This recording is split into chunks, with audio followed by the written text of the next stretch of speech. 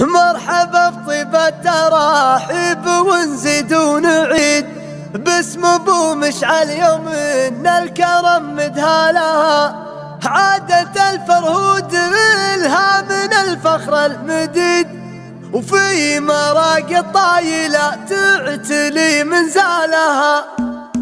من رفيعين المدايح لجزلة القصيد والله ان مداح الافعال جات تسالها. مرحبا بطيبة تراحب ونزيد ونعيد باسم ابو مشعل يوم ان الكرم مدهالها نقدم الفنجان للضيف الاقبل من بعيد. مرحبا في ليلة كل غالي جالها في حفل اهل الفعايل والعزم شديد هم قادم على الكايدة واطوارها سالم اللي فزعته لاجل طيب وفيه جيد والحمول الياتنا منكب يشتالها دايم سالم رهاوي ولباس عيني جمل افعال المراجل وعز خصالها وهاني اللي لا تعاز ويتبفك الحديد هو مدهال الهقاوي وستر طلالها من كرم هاني بمادات جوده ما يحيد ما تهم الصدى لو بروس اموالها والله ان ابوه ما شم بالفعل السديد هو ابو مشعل قمة الطايلة يرقى لها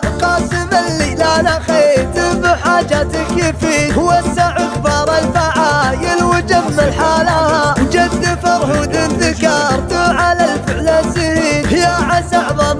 جنات ربي فالها عادة الفرهود الها من الفخر المديد وفي مراقي طايلة تعتلي منزالها هالفعل بالفضل مكسبه بسيط المجيد يغني التاريخ عنها بفعل ابطالها والعمام مجملة في فعايلها نشيد تعرف الناس الفعايل وطيب فالها والخواله للشجاعة ليانة الفعيل هم مقادم الشجاعة ومنصف علىها وعزوة الاخوان كل على فعله عضيد حي والله العزاوي وحي رجالها من رفيعين المدايح لجزلة القصيد والله ان مداح الافعال جات تسالها. مرحبا بطيبة تراحب ونزيد ونعيد باسم ابو مشعل يوم ان الكرم مدهالها نقدم الفنجان للضيف الاقبل من بعيد. مرحبا في ليلة كل غالي جالها في حفل اهل الفعايل والعزم